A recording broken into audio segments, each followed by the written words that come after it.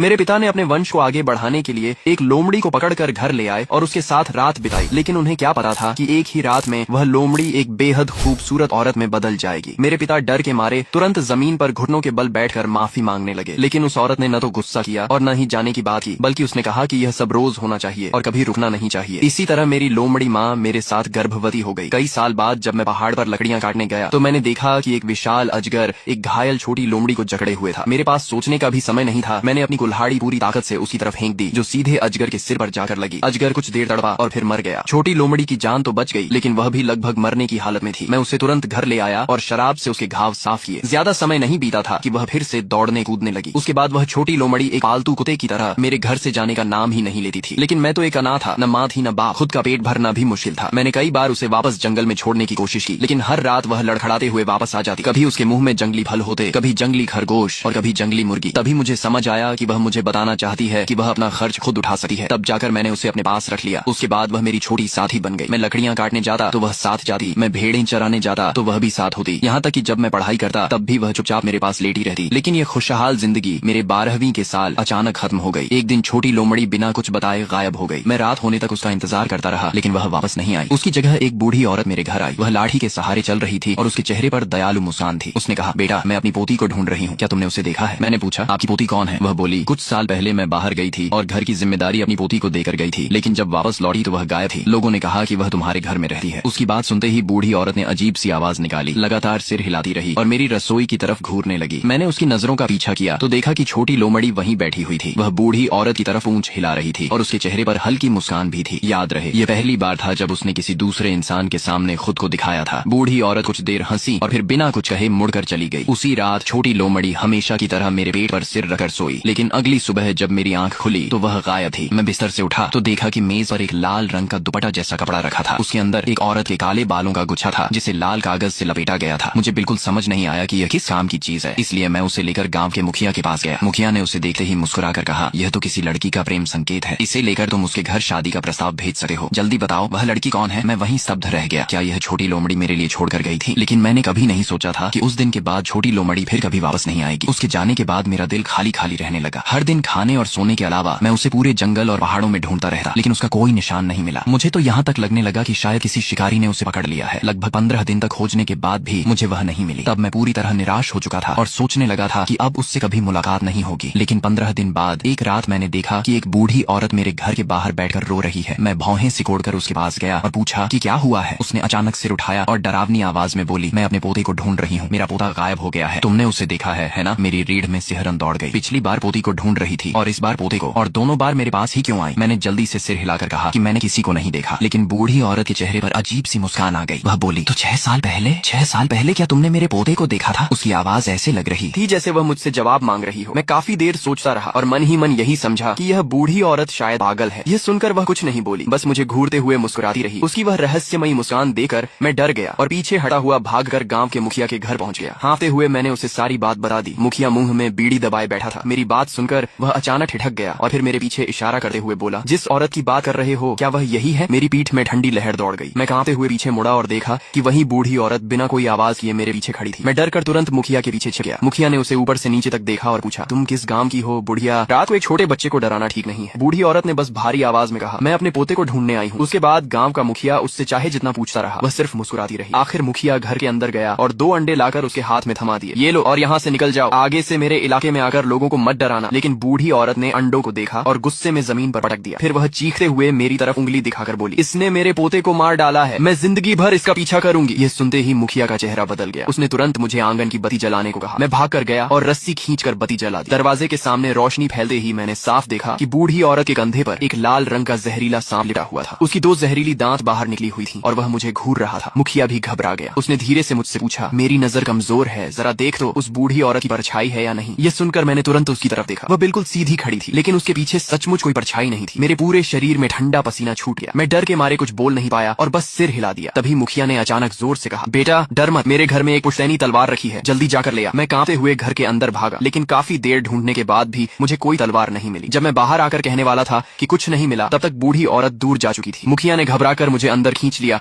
और दरवाजा कसकर बंद कर दिया। फिर बोला, पगले कैसी तलवार? मैंने उसे बहलाने के लिए झूठ बोला था, तेरे पीछे कोई अशुभ चीज पड़ गई है। इतना कहकर उसने घर की बत्ती बुझा दी और धीरे से पूछा कि क्या मैंने पहाड़ पर किसी चीज को नुकसान पहुंचाया था। मैंने बहुत सोचा, बचपन से लेकर अब तक मैंने किसी इंसान का बुरा नहीं किया था। तभी मुझे 6 साल पहले की बात याद आई, जब मैंने उस छोटी लोमड़ी को बचाने के लिए एक सफेद सांप को कुल्हाड़ी से मार दिया था। मैंने ये बात मुखिया को बताई। ये सुनकर उसका पूरा शरीर कांप उठा। अरे मूर्ख लड़के, पहाड़ों में रहने वाली चीजों को ऐसे थोड़ी मारते हैं, अब तू बड़ी मुसीबत में है। उसने कहा कि अगली सुबह वह मुझे एक जानकार आदमी के पास ले जाएगा और आज रात मुझे उसके घर में ही सोना होगा। साथ ही चेतावनी दी कि रात में चाहे कोई भी आवाज दे, जवाब नहीं देना। उस रात मैं सचमुच चुपचाप लेटा रहा, लेकिन करीब आधी रात, शायद 11 बजे, बाहर से सरसराहट की आवाज आने लगी। उसके बाद वही बूढ़ी औरत के रोने की आवाज सुनाई दी। मैंने खिड़की से बाहर झांका तो एक झुकी हुई परछाई घर के बाहर घूम रही थी। चलते चलते वह अचानक खिड़की पर आकर चिपक गई, जैसे मुझे ढूंढ रही हो। मैं डर के मारे हिल भी नहीं पाया। तभी बगल वाले कमरे से मुखिया की आवाज आई, सिर कंबल में छिपा ले, मत देख। वह रोने की आवाज कभी पास आती, कभी दूर जाती रही। आखिर सुबह करीब 3 बजे जाकर सब शांत हुआ, लेकिन उसके बाद भी मैं कंबल से बाहर निकलने की हिम्मत नहीं जुटा पाया। पता नहीं कब मेरी आंख लग गई। फिर मैंने एक भयानक सपना देखा। सपने में वही सफेद सांप था जिसे मैंने मारा था। उसका शरीर खून और मांस से लथपथ था। वह मुझे घूर रहा था और इंसानों की भाषा में कह रहा था, मुझे मेरी जान वापस दे। मैं चीख मारकर बिस्तर पर बैठ गया। तब तक सुबह हो चुकी थी। मुखिया मेरे सिरहाने खड़ा था और मुझे जल्दी उठने को कह रहा था ताकि वह मुझे दूसरे गांव के एक जानकार आदमी के पास ले जा सके। लेकिन उसी रात वह पागल बूढ़ी औरत फिर आ गई। वह फिर खिड़की पर चिपकी हुई मुझे देकर मुस्कुरा रही थी। मुखिया हाथ में चाकू लेकर बाहर भागा, लेकिन वहाँ कोई नहीं मिला। बाद में अगरबत्ती जलाना, कागज जलाकर माफी मांगना, सब बेकार गया। सबसे डरावनी बात तो ये हुई कि अगली सुबह जब मेरी आंख खुली तो मैं पहाड़ पर एक बड़े पेड़ के नीचे पड़ा था और वही जगह थी जहाँ मैंने सालों पहले उस सफेद सांप को मारा था। इस तरह 3 दिन तक मैं मुखिया के घर में छिपा रहा। हर उपाय आजमाया गया, लेकिन कोई फायदा नहीं हुआ। मुखिया भी इतनी परेशानी से थक चुका था। मैं उसे और मुसीबत में नहीं डालना चाहता था, इसलिए चौथे दिन सुबह उसकी बात न मानते हुए चुपचाप अपने घर लौट आया। लेकिन मुझे हैरानी हुई कि घर पहुंचते ही मुखिया भी हाँफता हुआ पीछे पीछे आ गया। उसके हाथ में एक फावड़ा था। वह बोला, पगले, मैं कैसे देख सकता हूँ कि तू अकेला मरने जा रहा है। आज चाहे जो हो जाए, मैं इस मुसीबत को खत्म करके रहूंगा। फिर उसने गंभीर नजरों से मेरी तरफ देखा। बेटा, अब मैं तुझसे सच नहीं छिपाऊंगा। लियू परिवार तुझसे बदला लेने आया है। अगर जिंदा रहना है तो सिर्फ एक ही रास्ता बचा है। मैं घबरा कर बोला, ये लियू परिवार और हु परिवार क्या है? मैंने तो कभी इनके बारे में नहीं सुना। मुखिया बोला, हु, हुआंग, बाई, लियू और हुई, ये सब पुराने आदमी परिवार हैं। जिस सांप को तूने मारा था और जो अब तेरा पीछा कर रहे हैं, वे लियू परिवार से हैं। और जिस छोटी लोमड़ी को तूने बचाया था, वह हु परिवार की थी। अब सिर्फ वही लोग तेरी मदद कर सकते हैं। मैं डर के मारे कांपने लगा और पूछा कि क्या कोई दूसरा रास्ता नहीं है? मुखिया ने सिर हिलाया। इंसानों और आत्मिक जीवों की दुनिया अलग होती है। मैं नहीं चाहता था कि तू इस रास्ते पर जाए, लेकिन अब हमारे सारे उपाय खत्म हो चुके हैं। वह लाल कपड़ा अभी भी तेरे पास है? मैंने हाँ में सिर हिलाया। वह बोला, बहुत अच्छा, यह हु परिवार की किसी लड़की की निशानी है। इसे साथ लेकर जाओगे तभी उन्हें ढूंढ पाओगे। उसकी बात खत्म भी नहीं हुई थी कि बाहर आंगन से अचानक अनगिनत सरसराहट की आवाजें आने लगी। मुखिया का चेहरा सफेद पड़ गया। उसने तुरंत पास रखी बड़ी छुरी उठा ली। हम दोनों अभी मुख्य कमरे तक पहुंचे ही थे कि एक डरावना दृश्य सामने आया। वही बूढ़ी औरत रास्ते पर खड़ी थी और उसकी आंखों में खौफनाक चमक थी। मेरा दिमाग सुन्न हो गया और मेरे पैर जवाब देने लगे। मैं कांपते हुए पीछे हटने लगा। आंखों में आंसू भर आए। तभी मुखिया ने मुझे पकड़कर वापस खींच लिया और भारी मेज से दरवाजा अड़ा दिया। फिर चिल्लाकर बोला, बेटा ध्यान से सुन, अगर हु परिवार सामने नहीं आया तो हमारा गांव भी नहीं बचेगा। उसने पिछली खिड़की की तरफ इशारा किया। खिड़की से निकल जाओ, निशानी साथ लो और सीधे दक्षिणी पहाड़ के कब्रिस्तान की तरफ भागो। रास्ते में चाहे कुछ भी सुनो, पीछे मुड़कर मत देखना। इस बीच बाहर सांपों का झुंड दरवाजे पर जोर जोर से टकरा रहा था। कुछ छोटे सांप तो दरवाजे की दरारों से अंदर घुसने भी लगे थे। मुखिया ने दांत भींच लिए और पूरे शरीर से दरवाजे को थाम लिया। मैं उस बूढ़े आदमी को देख रहा था और मेरी आंखों से आंसू बह निकले। मैंने जल्दी से वह लाल कपड़ा सीने से लगाया, पिछली खिड़की को लात मारकर खोला और अंधेरी रात में दौड़ पड़ा। मैं ज्यादा दूर भी नहीं भागा था कि पीछे से तेज सरसराहट सुनाई दी। एक लाल रंग का जहरीला सांप मेरा पीछा कर रहा था। उसकी रफ्तार इतनी तेज थी कि वह लगभग मेरे पैरों तक पहुंच गया था। मेरा दिल बैठ गया। तभी मेरा पैर फिसला और मैं आगे की तरफ गिर पड़ा। उसी पल बगल की झाड़ियों से एक सफेद परछाई बिजली की तरह बाहर निकली। उसके मुंह से जानी पहचानी लोमड़ी की आवाज निकली। मैंने ध्यान से देखा तो वह वही छोटी सफेद लोमड़ी थी, लेकिन अब उसकी 2 पूंछ थी। वह बिना डरे उस जहरीले सांप पर टूट पड़ी और उससे लड़ने लगी। मैंने देखा कि दोनों आपस में बुरी तरह लड़ रहे थे। ये देखकर मैंने तुरंत अपनी लकड़ी काटने वाली बड़ी छुरी उठाई और उनकी मदद करने के लिए दौड़ने लगा। लेकिन तभी छोटी लोमड़ी ने अचानक उस जहरीले सांप की पूंछ अपने मुंह में दबोच ली और पलक झपकते ही उसे घसीटे हुए काले घने जंगल के अंदर गायब हो गई। मैं उसके पीछे भागना चाहता था, लेकिन जंगल इतना अंधेरा था कि रास्ता तक दिखाई नहीं दे रहा था। तभी रात की ठंडी हवा का झोंका आया और मेरे नाक में एक जानी पहचानी खुशबू पहुंची। ये वही खास खुशबू थी जो हमेशा छोटी लोमड़ी के शरीर से आती थी। उसी पल मुझे सब समझ में आ गया। वह कभी कोई साधारण लोमड़ी नहीं थी, वह सचमुच एक लोमड़ी देवी थी। उसे दोबारा देखने के बाद मेरे दिल का काफी डर खत्म हो गया, लेकिन मेरे पास रुकने का समय नहीं था। गांव के मुखिया दादा अभी भी मेरी वजह से खतरे में थे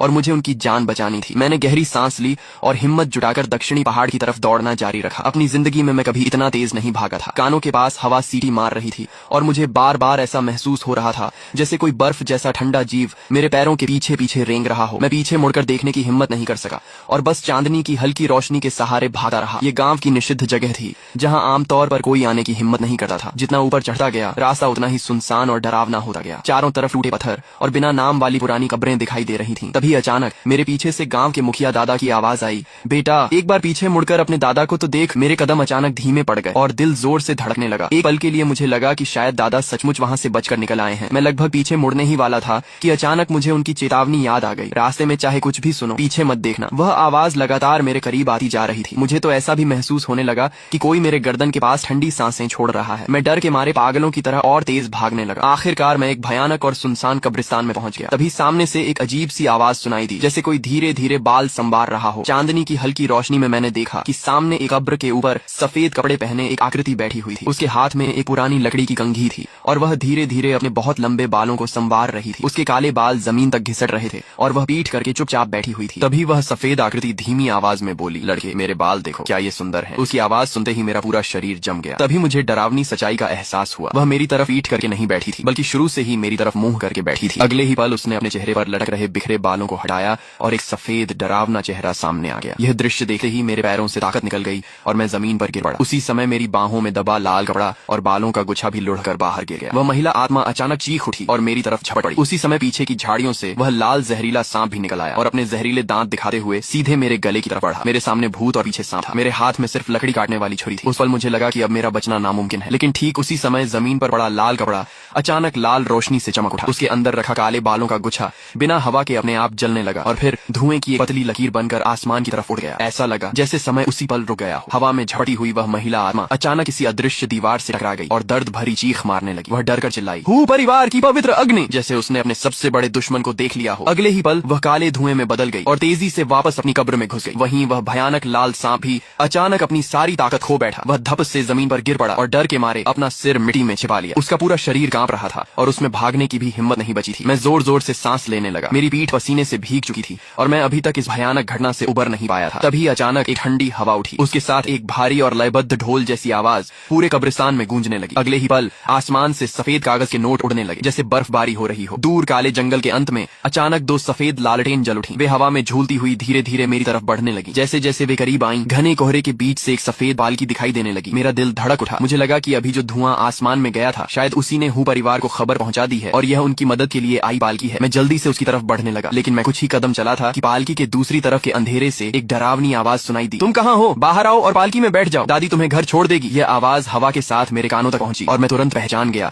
कि यह उसी पागल बूढ़ी औरत की आवाज थी। वह बोलते बोलते मेरी तरफ बढ़ रही थी। मैं डर के मारे कांपने लगा। मैंने चमकते हुए लाल कपड़े को कसकर पकड़ लिया और एक कब्र के पत्थर के पीछे छिप गया। ऐसा लग रहा था कि वह अभी अभी जले बालों की गंध सूंघ चुकी थी और उसी गंध का पीछा करते हुए धीरे धीरे मेरी तरफ आ रही थी। आखिरकार उसके काले कपड़े वाले जूते मेरे छिपने की जगह के ठीक सामने आकर रुक गए। वह डरावनी आवाज में बोली, छिप जा, देखती हूँ कब तक छिपेगा। फिर वह धीरे धीरे मेरी तरफ बढ़ी और हवा सूंघती हुई मेरे बेहद करीब आ गई। कुछ पल ऐसे ही बीते। फिर उसने ठंडी आवाज में नाक से फुंकार भरी, मुड़ी और वहां से चली गई। जब उसकी परछाई पूरी तरह गायब हो गई तब जाकर मैंने राहत की सांस ली। मुझे गांव के मुखिया दादा की बात याद आई। मैं उस धुंधली पहाड़ी पगडंडी पर आगे बढ़ता गया। आखिरकार पहाड़ की चोटी पर पहुंचकर मुझे वह विशाल पेड़ मिल गया जिसके बारे में दादा ने बताया था। पेड़ के पीछे खोजने पर मुझे एक पत्थर की शिला दिखाई दी जिस पर हूँ परिवार के पूर्वजों का नाम खुदा हुआ था। मैं उसके सामने घुटनों के बल बैठ गया। पत्थर की उस शिला के सामने मैं घुटनों के बल बैठ गया और दोनों हाथों से लाल कपड़ा उठाकर 3 बार सिर झुकाकर प्रणाम किया। अगले ही पल अचानक चारों तरफ तेज हवा चलने लगी। सूखे पत्ते हवा में उड़कर मेरे चारों ओर घूमने लगे। तभी मेरे पीछे एक महिला की आवाज सुनाई दी, हम तुम्हारा काफी समय से इंतजार कर रहे थे, तुम आ गए हो, मेरे साथ चलो। मैं तुरंत खड़ा हुआ और सम्मान से झुकर उसे प्रणाम किया। वह हल्का सा मुस्कुराई और बोली, मेरा नाम दौर है, मैं हूँ परिवार की सबसे बड़ी बेटी हूँ, मैं खास तुम्हें लेने आई हूँ। आगे चलकर हम एक ही परिवार के सदस्य बन जाएंगे, इसलिए इतना फॉर्मल होने की जरूरत नहीं है। ये सुनकर मैंने राहत की सांस ली और उसका धन्यवाद किया, लेकिन उसने हाथ हिलाकर कहा, धन्यवाद मुझे नहीं, हमारी दूसरी राजकुमारी को देना। उसी ने जिद की थी कि मैं तुम्हें लेने आऊं, नहीं तो मुझे आने में कोई दिलचस्पी नहीं थी। वह मुस्कुराई तो मैं खुद को रोक नहीं पाया और पूछ बैठा, लिंगर कौन है? वह हंसकर बोली, लिंगर वही है जिसे तुम छोटी लोमड़ी कहते हो, हमारे परिवार की सबसे प्यारी बेटी। जब तुम्हारी शादी की रात होगी तब तुम उसे देख लोगे। यह सुनते ही मेरा दिल जोर जोर से धड़कने लगा। सचमुच वह छोटी लोमड़ी ही थी। जैसे ही उसने शादी की बात की मेरा चेहरा लाल हो गया। यह देखकर वह और ज्यादा खुश हो गई। उसने कहा, हमारे यहाँ नियम है कि शादी से पहले दूल्हा दुल्हन एक दूसरे को नहीं देख सकते। देखो तुम कितने बेचैन हो, चिंता मत करो, 6 साल तक तुम्हारे साथ रहने वाली हमारी राजकुमारी लिंगर ऐसी सुंदर लड़की है जिसे देखकर हजारों लड़के दीवाने हो जाते हैं। ये सुनकर मेरा चेहरा और भी लाल हो गया और मैं चुपचाप उसके पीछे चलने लगा। आगे पूरे रास्ते हम दोनों ज्यादा नहीं बोले। काफी देर चलने के बाद अचानक सामने एक छोटा सा महल जैसा स्थान दिखाई दिया जो रोशनी से जगमगा रहा था। दरवाजे पर नौकर खड़े थे। मैं द्वार के पीछे पीछे अंदर जाने लगा। तभी मेरी नजर सामने वाली इमारत की दूसरी मंजिल पर गई। वहाँ खिड़की के पास कोई मुझे देख रहा था। ध्यान से देखने पर लगा कि वह लाल शादी के कपड़ों में एक लड़की थी जिसके सिर पर सुंदर मुकुट जैसा आभूषण था। वह चुपके से मुझे देख रही थी, लेकिन जैसे ही हमारी नजरें मिली वह शर्माकर तुरंत अपने चेहरे को आसीन से ढककर छिप गई। मैं मन ही मन सोचने लगा, क्या वह सचमुच छोटी लोमड़ी है? लेकिन लेकिन मैं अपनी उत्सुकता दबाकर दौड़ के साथ अंदर चला गया। जैसे ही कमरे में पहुंचा मैंने देखा कि वहाँ बहुत सारे लोग बैठे हुए थे। तभी मेरी नजर एक बूढ़ी महिला पर पड़ी और मैं चौंक गया। ये वही दादी थी जो कई साल पहले मेरे घर अपनी पोती को ढूंढने आई थी। दौर ने मेरी तरफ देखकर कहा, ये हमारी माता जी हैं। मैंने तुरंत सम्मान से झुककर उन्हें प्रणाम किया। बूढ़ी महिला मुस्कुराई। उसके चेहरे पर दयालुता तो थी, लेकिन उससे भी ज्यादा एक ऐसा रौब था जिससे हर कोई सम्मान करने लगे। इसके बाद दौर ने मुझे वहाँ बैठे बाकी लोगों से भी मिलवाया। जब हम सब बैठ गए तब बूढ़ी महिला बोली, दौर बाहर जाओ और दरवाजे पर नजर रखो। लियू परिवार के लोग आस-पास हैं, हम उनका स्वागत नहीं करते, उन्हें अंदर मत आने देना। भोज तैयार है, बाकी सब लोग जाकर बैठ जाएं। थोड़ी ही देर में कमरे में सिर्फ मैं और बूढ़ी महिला रह गए। तभी उनका चेहरा गंभीर हो गया। उन्होंने कहा, बेटा तुम्हारे बारे में मुझे सब पता है। जब तक तुम्हारी शादी पूरी नहीं हो जाती दुश्मन कभी भी बीच में रुकावट डाल सकता है। तुमने हमारी बेटी की जान बचाई थी, इसलिए हम पूरी ताकत से तुम्हारी मदद करेंगे, लेकिन हमारे परिवार के भी कुछ नियम हैं। शादी से पहले आने वाली मुश्किलों का सामना तुम्हें खुद करना होगा। क्या तुम ये समझते हो? मैं डर के मारे कांप रहा था, लेकिन फिर भी सिर हिलाकर बोला, मैं समझता हूँ। अगर इससे मेरे दादा की जान बच सकती है तो मैं हर खतरा उठाने को तैयार हूँ। मेरी बात सुनकर बूढ़ी महिला के शरीर में हल्का सा कंपन हुआ। उन्होंने गहरी सांस ली और कहा, अच्छा सचमुच जो व्यक्ति परिवार का दामाद बनने योग्य हो वह साधारण नहीं हो सकता। मुझे तुम पर भरोसा है। इसके बाद उन्होंने नौकरों को बुलाया। मुझे दूल्हे के कपड़े पहनाए गए, सिर पर शादी की टोपी रखी गई और लाल रंग का शानदार वस्त्र पहनाया गया। फिर मुझे एक लाल पालकी में बैठा दिया गया। पालकी अभी गली में कुछ ही दूर गई थी कि अचानक बाहर से एक अजीब आवाज सुनाई दी। अरे यहाँ शादी हो रही है क्या? जैसे ही ये आवाज आई पालकी तुरंत रुक गई। मेरे शरीर में सिहरन दौड़ गई। मैंने खिड़की का पर्दा हटाकर बाहर देखा। तभी बाहर खड़ी दौर गुस्से से चिल्लाई, बकवास बंद कर। हूँ परिवार की सीमा में आकर बदतमीजी करने की हिम्मत कैसे हुई? तभी पता नहीं कहाँ से एक लाल सांप बिजली की तरह निकला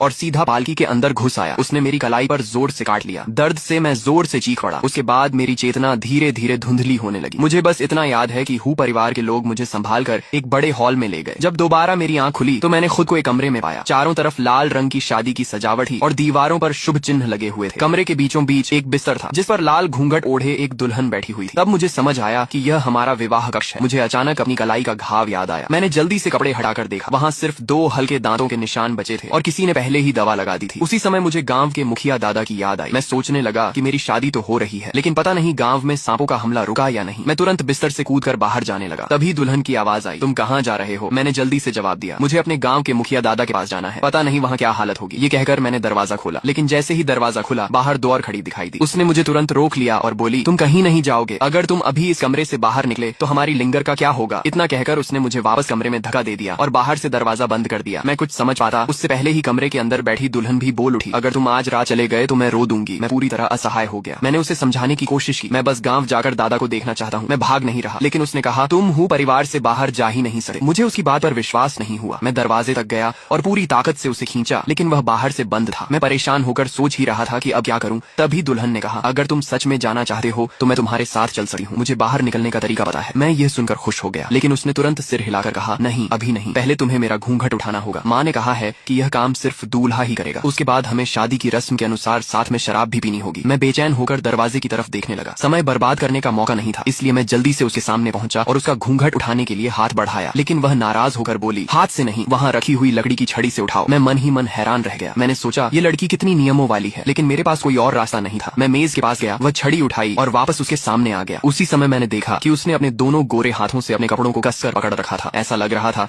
कि वह मुझसे भी ज्यादा घबराई हुई है, लेकिन उस समय मेरे पास उसके बारे में सोचने का समय नहीं था। मैंने बिना देर किए छड़ी उठाई और उसके लाल घूंघट को एक ही झटके में ऊपर उठा दिया। तो दोस्तों फिलहाल इस मैनहवा के सिर्फ इतने ही पार्ट्स रिलीज हुए हैं, इसलिए स्टोरी यहीं तक अवेलेबल है। जैसे ही इस